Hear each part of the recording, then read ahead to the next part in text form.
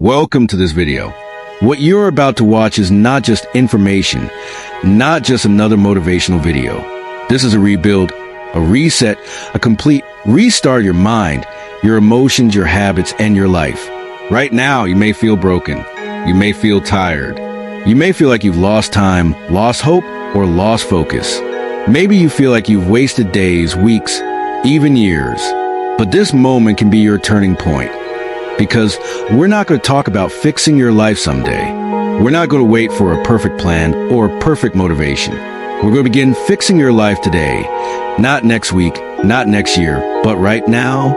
And if you're learning English, this will help you even more because every word is spoken in simple, clear language. You'll improve your understanding, vocabulary, and confidence while also rebuilding your life. Listen closely, watch carefully, pause and repeat if you need to. Take notes if you want, but don't skip anything because every part is connected. Every second is part of your new life. So let's begin. Ask yourself the hardest question. What's not working in your life right now? I'm not talking about small annoyances or what made you upset today. I'm asking something much deeper. What is the one area of your life that feels broken, that feels out of control, that steals your peace every single day? Most people don't change their lives, not because they're lazy, but because they never stop to ask the right question. They try to fix their mood or fix their habits, but they don't stop to ask, what's the real reason I feel stuck? Until you ask the right question, you'll keep giving yourself the wrong answer. You'll say, I'm just tired, when deep down you're heartbroken. You'll say, I'm just lazy, when in truth you're overwhelmed. You'll say, I don't feel like doing anything, when really you're afraid of failing again. Here's the truth. You cannot fix your life unless you are brutally honest about what's broken. Imagine a man named Ethan. He wakes up late every morning, scrolls his phone, skips breakfast, rushes to work, comes home tired, eats junk food, watches videos until 2 a.m., then repeats the cycle. He thinks, I need to fix my sleep. I need to use my phone less. I need to eat better. But deep down, Ethan is afraid to ask a real question. Why do I feel like my life is meaningless? That's the root. That's the real crack in the wall. The other things, sleep, phone use, food, are just symptoms. One day, Ethan finally stops. He sits in a quiet room with a blank page and writes at the top, what's not working in my life? He doesn't scroll. He doesn't distract himself. He just faces the truth. Suddenly, the real answers appear. I'm lonely. I don't respect the life I'm living. I don't feel proud of myself. That's when real change begins. Because when you ask the real question, you give yourself permission to fix the real problem. Here's what you should do right now. Find a notebook or open a blank note on your phone. Write the question, what's not working in my life? Then be honest. No one is watching. This is your private moment of truth. Write everything that comes to mind. Are you living someone else's life? Are you still carrying pain from your past? Are you scared to dream because you failed before? Are you wasting your time to avoid your own thoughts? The more honest you are, the more powerful this becomes. Because you cannot rebuild your life until you know what truly needs rebuilding. Think of your life like a house. You can paint the walls, buy new furniture, and decorate the outside. But if the foundation is cracked, it will collapse again and again. This step is about digging deep into foundation, finding the hidden crack, facing it, and owning it. Once you repair that root problem, your entire life begins to change. Don't rush ahead. Sit for 5 minutes. Ask the question. Write what's broken. Feel it. Accept it. And say to yourself, this ends today. I'm not ignoring this anymore. Now, understand this. Most people never fix their life because they keep fixing the wrong problem. They tell themselves, I'll sleep better, I'll quit social media, I'll exercise, I'll eat healthy. But after a few days, they give up again. Why? Because they were treating symptoms, not causes. They were trying to fix the results without facing the reason. If your roof is leaking, you can mop the floor all day, but the water will keep coming back. You don't need a towel. You need to repair the roof. Life works the same way. Sadness, anger, procrastination, laziness, fear, these are not the true problems. They are signals. They are symptoms of a deeper root. Until you discover the root, life will stay in the same loop. The root is invisible, buried inside you. It could be a belief you accepted as a child, a fear that controls you, a wound that never healed, a failure you never released, or a lie you told yourself for years. Just like with a tree, you can't see the root, but it controls everything. If the root is sick, the fruit will always be rotten. Let me tell you about Julia. She's 29 years old. Every year, she makes big plans. I'm going to get fit. I'm going to wake up early. I'm going to stop wasting time. I'm going to be successful. She watches dozens of motivational videos. She creates a perfect morning routine. She buys a whiteboard and writes her goals. But after 2 weeks, she quits everything. At first, she tells herself, I'm just lazy. But one day, a friend asks her, why you always stop right when things are going well? Julia thinks deeply. She reflects. And suddenly, something painful rises to the surface. Julia remembers something her father used to say when she was a little girl. Don't try to do big things. You'll just fail like always. That one sentence, spoken 20 years ago, has been living in her mind ever since like a virus. It became her invisible belief. If I try too hard, I'll fail and it will hurt. So it's safer to stay small. That belief is the root. It's the reason she never finishes anything. The reason she sabotages herself. The reason she quits even when things are going well. Think about that. Was Julia's problem laziness? No. It was an invisible message buried deep in her memory that kept whispering, don't try. It's not safe. That's what it means to find the root. Here's how you can do the same. Take one problem in your life. Maybe you waste time. Maybe you don't feel motivated.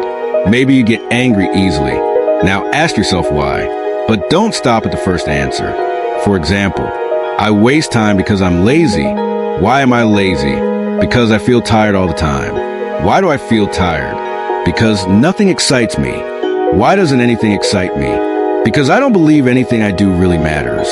Now we're getting closer to the root. Keep going deeper. The answer usually isn't in the first few layers. It's in the 5th, 6th, or even 7th. You need to become a detective in your own life. Keep digging until you find the belief that's been silently controlling your thoughts and behavior. Excuses sound like this. I can't focus. But the root is, I'm scared of failure, so I distract myself. Excuse, I don't like reading. Root, I was told I'm not smart, so I avoid anything that makes me feel dumb. Excuse, I don't like people. Root, I was betrayed once, so I decided to protect myself by staying alone. Excuse, I have anger issues. Root, I feel like I'm never heard, so I scream to feel powerful. Do you see now?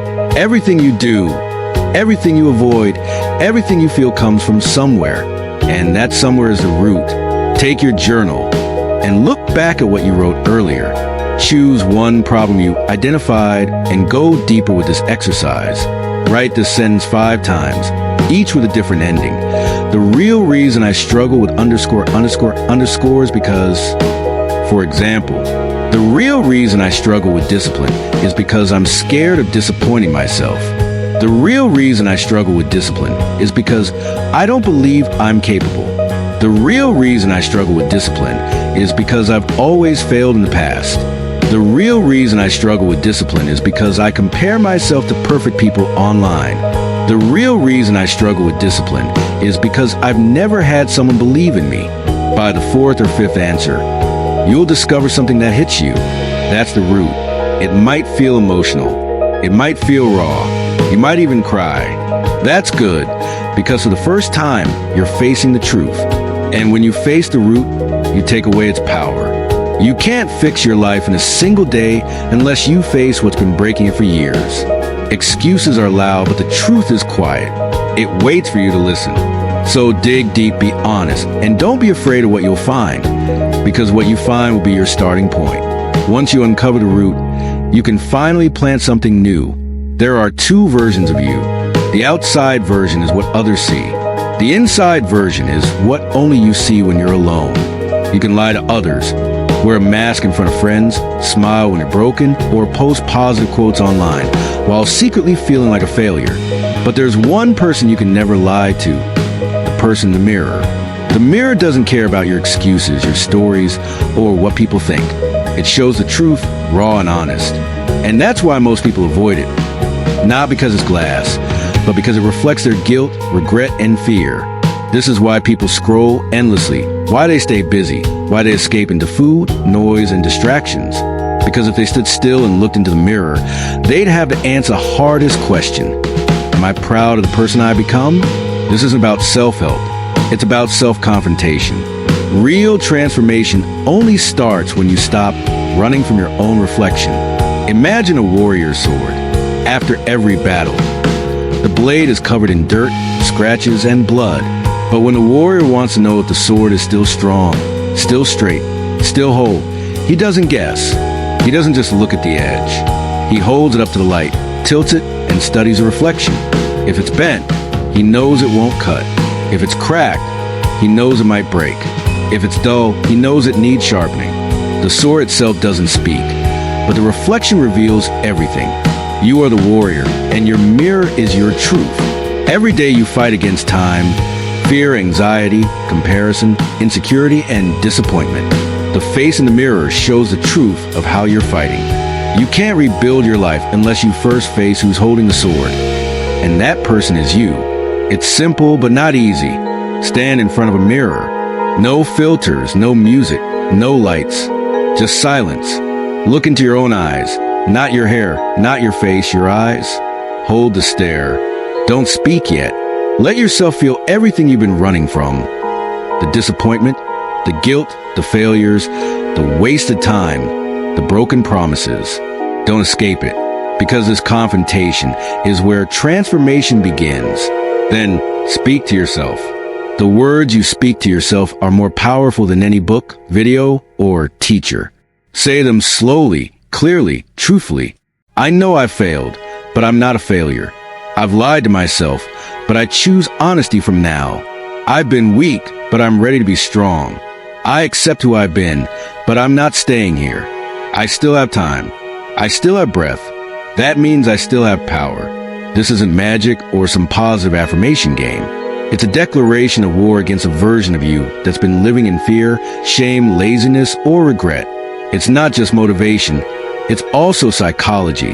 When you look at yourself directly in the mirror and speak, you activate self-awareness, one of the highest human powers. It shifts your brain from autopilot to intention. It increases emotional processing. It creates a clear separation between the version of you that's suffering and the version of you that's choosing to fight back. In that moment, your words become commands, not just thoughts. Your brain hears your voice and says, "This is real. This is now. This is change."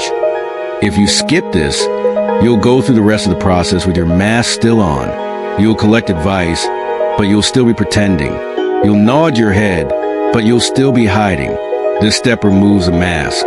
It brings you back into alignment with the most important person in your life, yourself.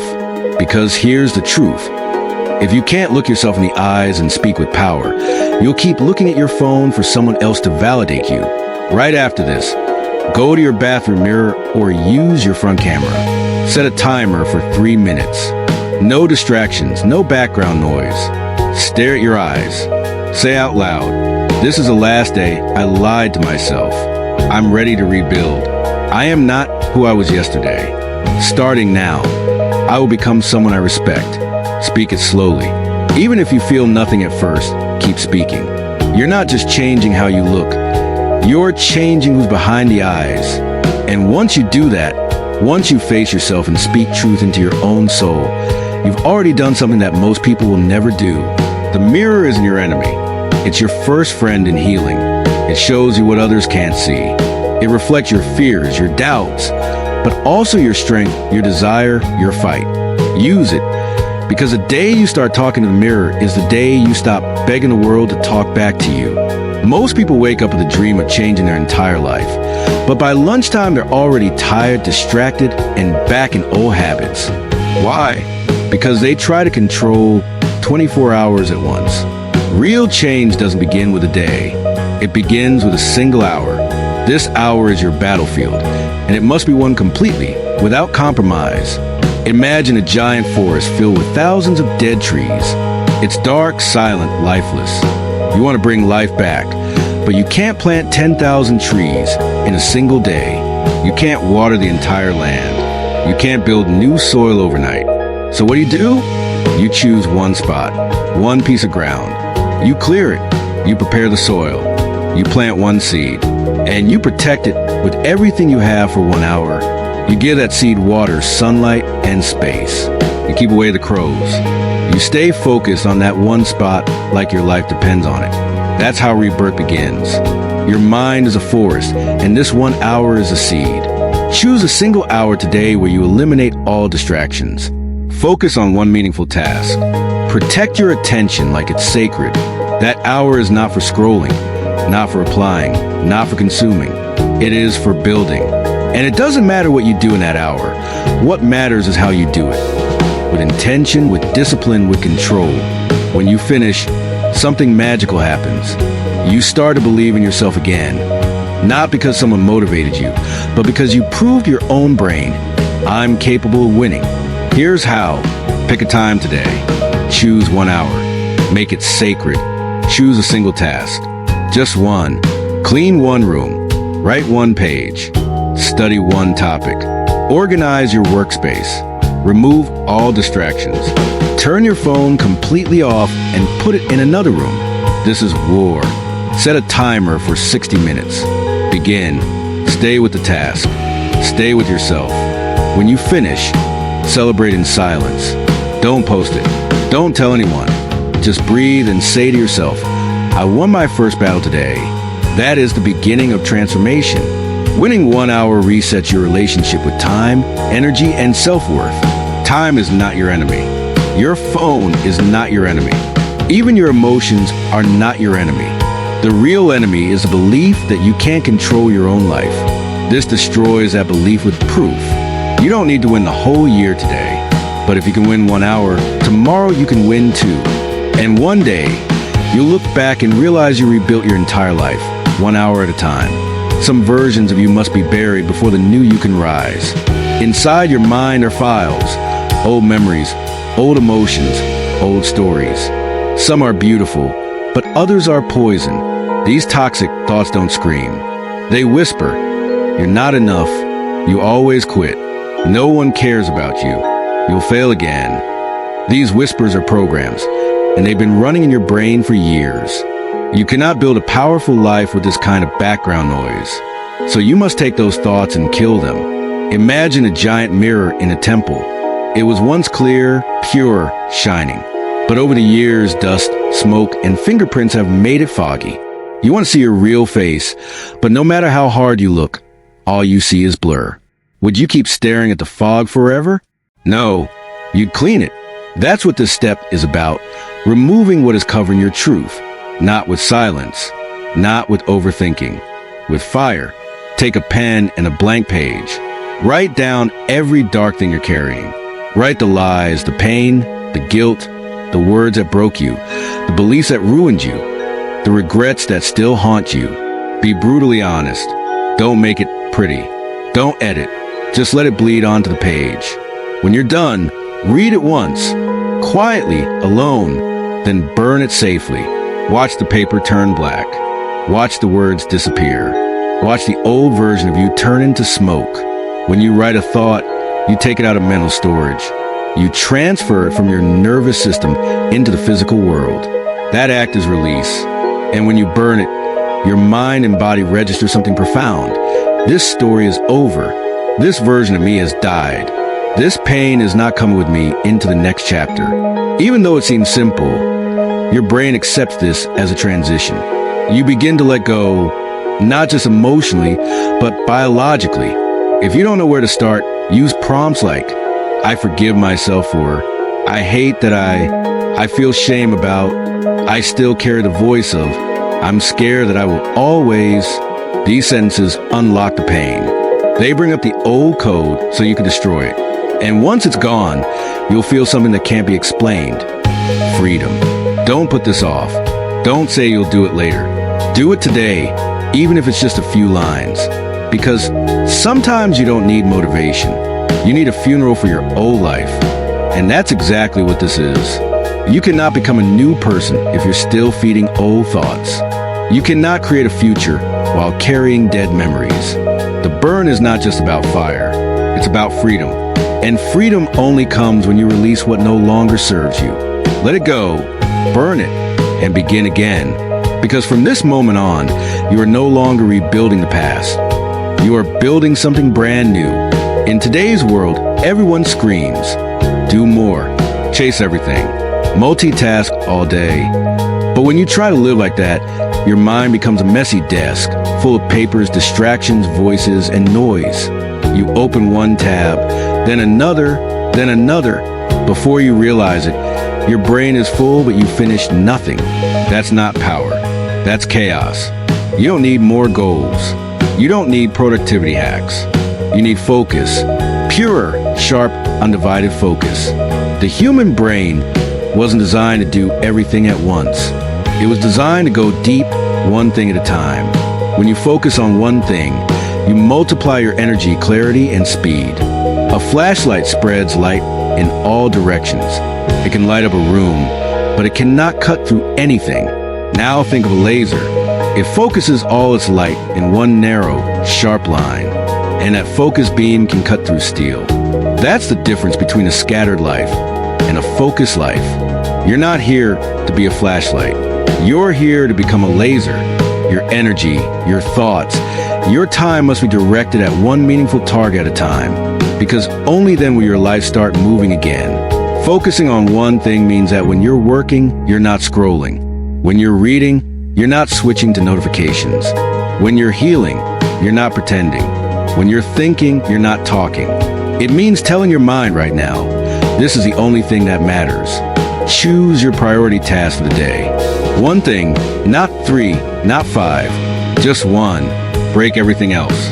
Put away your other lists. Shut down extra tabs. Silence every app that fights for your attention. Set a timer. Even 25 minutes is enough. Stay with the task. Stay with your breath. Keep your mind from jumping. Finish fully before switching. Completion creates confidence. Half-finished tasks create anxiety. When your mind learns to focus on one thing, it gets stronger, just like a muscle in the gym. Most people don't fail because they lack talent. They fail because they keep stopping and starting. Focus is the bridge between ideas and results. If you want to fix your life, you must prove to yourself that you can stay with something until it's done. Even if it's small, even if it's quiet, that mental discipline is the beginning of real freedom. Detachment from the outcome is the next step. Learn to love the process. Let go of results. Fall in love with the climb. Here's the dangerous pattern. You start something, you work hard, but when you don't see results fast enough, you quit. This is a silent killer of dreams, not a lack of talent, but an addiction to proof. You want the body after one workout, the peace after one meditation, the success after one post. But that mindset destroys progress. If you live only for the outcome, you'll always feel like a failure. But if you fall in love with the process, you'll always be growing. This is freedom from pressure. The real winners in life aren't the fastest. They're the ones who keep showing up without needing a prize. Picture a mountain climber standing at the base of a huge mountain. The peak is beautiful, shining above the clouds. At first, he sees it clearly, but as he climbs, fog rolls in. The top disappears. If he climbs only to see the peak, frustration will stop him. He'll think, I can't see progress. I'm not getting closer. Maybe I should quit. But if he says, I'm climbing because this is who I am now. I'm climbing because it makes me stronger. I'm climbing because I grow with every step. Then the journey itself becomes meaningful. That is how you build a life that doesn't collapse under pressure. Detachment doesn't mean you don't care. It means you show up and do the work. You stay disciplined, but you don't become emotionally addicted to results. You don't say, if this doesn't work in 3 days, I'll quit. You say, even if it takes 300, I will keep going. True builders know that success comes quietly, slowly, and without applause. Choose one thing in your life that feels slow, a habit, A goal, a routine, stop measuring it today. Stop checking results every hour. Stop asking, is it working? Show up and focus only on the action. If you're reading, just read. If you're walking, just walk. If you're building, build fully. Trust the invisible growth. Just because you can't see the peak doesn't mean you're not climbing. Most people aren't tired. They're discouraged. They want proof that they're winning. And when it doesn't come fast enough, they feel broken. This mindset frees you from that prison. It gives you back your power. Because once you no longer need results to feel strong, you become unstoppable. Now you're not chasing something. You're becoming someone. That's what it means to rebuild your life. Let go of the scoreboard. Let go of the numbers. Let go of the timeline. You don't need to see the full path. You only need to take the next step with full presence, full power, and full heart. The person who walks without quitting becomes a person who wins, even without applause. Change itself must be accepted as uncomfortable and necessary. Everyone says they want change, but what they really want is comfort inside change. They want a new life without fear, a new habit without the awkward beginning, a new identity without leaving the old one behind. That's why so many people stay the same, not because they're weak, but because they misunderstand what change feels like. Real change is not comfortable. Real change feels like confusion, discomfort, emptiness, even fear. But that pain is not a problem. It's a sign you're growing. Think of a snake in the wild. As its body grows, its skin becomes tight, itchy, old, uncomfortable. That skin once protected it, but now it must be shed or the snake will die. So it finds a rock and begins scraping, tearing, rubbing off that old layer. It's painful, slow, vulnerable. But without it, the snake cannot survive the next season. That old skin is your past self. That rock is your discomfort. You must go through the scrape, the awkwardness, the stretch, because that's how the new version of you begins to breathe. You will feel awkward when you start new habits, doubt when you speak new truths, lonely when you walk away from old people, empty when you delete distractions, exposed when you stop pretending. That isn't failure, it's shedding. Yes, it will feel like something is missing, because something is your old comfort zone, and that is exactly what must disappear for growth to happen. Notice when discomfort comes. Pause. Instead of escaping it, say, this is not pain. This is proof I'm becoming someone new. Choose to stay in that space for 5 more minutes. Don't numb it. Don't scroll. Don't run. Stay. Feel. Grow. Let discomfort be your teacher, not your enemy. Say to yourself, this uncomfortable moment is a gift. I am stronger because of it. Growth has a language, and it isn't spoken in words. It's spoken in discomfort. That raw moment when you feel lost or afraid isn't weakness. It's birth. You are not broken. You are becoming. And if you can sit with that discomfort instead of escaping it, you will rise into a version of yourself no one can take away. Comfort never built warriors. Discomfort did. You've done the work. You've faced yourself. You've cleaned the past. You've sat in silence. You've released what no longer serves you. And now it's time to find proof of the new you. A flashlight spreads light in all directions. It can light up a room, but it cannot cut through anything. A laser, however, focuses all its light into one sharp beam, powerful enough to cut through steel. That's the difference between a scattered life and a focused life. You're not here to be a flashlight. You're here to be a laser. Your energy, your thoughts, your time must be directed at one meaningful target at a time. Only then does your life start moving again. Focusing on one thing means when you're working, you're not scrolling. When you're reading, you're not checking notifications. When you're healing, you're not pretending. When you're thinking, you're not talking. It means telling your mind, this is the only thing that matters right now. Choose one priority task for the day. Just one. Put away your other lists. Shut down the extra tabs. Silence the apps competing for your attention. Set a timer. Even 25 minutes is enough. Stay with it. Stay with your breath. Keep your mind from jumping. Finish fully before switching. Completion builds confidence. Half-finished tasks create anxiety. Focus is a muscle. The more you train it, the stronger it gets. Most people fail not because they lack talent, but because they keep stopping and starting. Focus is the bridge between ideas and results. If you want to rebuild your life, you must prove to yourself you can stay with something until it's done. But there's a danger, tying your worth to results. Too often, people start strong, but when progress feels slow, they quit. They don't realize they're addicted to proof, not to growth. They want instant success, immediate validation, overnight change. But growth doesn't work like that. Detachment is freedom. It means you show up and do the work without being enslaved to outcomes. You love the climb itself, even when the peak is hidden in the clouds. Because the real winners aren't the fastest. They're the ones who keep showing up without needing applause. Change, though, is uncomfortable. Everyone wants transformation without the discomfort that comes with it. But real change feels awkward, raw, even painful. Like a snake shedding its old skin, you must rub against the rocks of discomfort to grow into your next self. Your old habits, identities, and comforts will feel tight and itchy until you let them go. That discomfort isn't weakness. It's proof you're becoming someone new. To make this transformation real, you need proof. Small, daily evidence that you are not who you used to be. Each time you wake without snoozing, focus without distraction, speak kindly to yourself, or show discipline when no one is watching, you lay down a brick. Over time, these bricks become a wall. Visible, undeniable proof that you're building something new.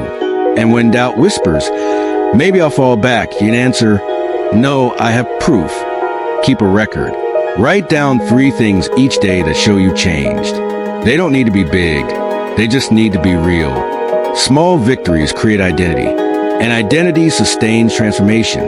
But there will still be days when you don't feel like it. Days when you're tired, unmotivated, or discouraged. In those moments, you must move anyway. Not because you feel ready, but because you've decided readiness is no longer required. Discipline is doing the right thing, especially when you don't feel like it. Even 2 minutes of action can break resistance. Courage is the door. Movement is the key. And through it all, protect your attention. Your screen is not just a distraction, it's a thief. Constant alerts, endless scrolling, and digital noise cloud your mind until you forget who you are. To reclaim yourself, create time away from screens. 1 sacred hour each day with no devices, no noise, no interruptions. Just you, walking, breathing, writing, cleaning, or sitting still. In silence, the truth of what you want, what you're avoiding, and what you're becoming can finally rise to the surface. Your attention is your most valuable possession. Not your money, not your schedule, not your following, your attention. Guard it, direct it, focus it. Because when you do, you stop chasing change and you start becoming the change itself. Your attention decides who you become. When you take it back from the noise, you become powerful again. You remember what matters. You feel what's real, and you reconnect with your mission. This isn't a break. It's a return to silence, to self, to control. You're almost at the finish line now, and there's only one final step left, the one that ties it all together, the final blow to fear, doubt, and hesitation. You've done the deep work. You ask the hard questions. You face your own reflection. You let go of the old self. You won the hour. You found proof. You've cleared your mind. But then it happens. You start thinking again. You hesitate. You plan too long. You wait for the right time. You overanalyze. And slowly, quietly, you become paralyzed. Too much thinking is the enemy of doing. Overthinking is where courage goes to die. The truth is, you don't need another plan. You don't need more preparation. You need to move. Imagine standing on the edge of a rooftop. Across from you is another building, connected by a strong, tight rope. You've trained, studied balance, rehearsed every step in your mind. But when the moment comes, you wait, you hesitate. You imagine every way it could go wrong. And in that pause, your confidence fades, your body tenses, your legs shake. Not because you're not ready, but because you thought too much. If you had taken the first step immediately, momentum would have carried you forward. But hesitation allowed fear to grow heavier than reality. That's what overthinking does. Your brain is like a rocket. The moment you decide, it builds power, but when you pause, that energy redirects into fear. The longer you wait, the more excuses your mind creates, the more failure it imagines, the more it convinces you to stay safe. But here's the truth.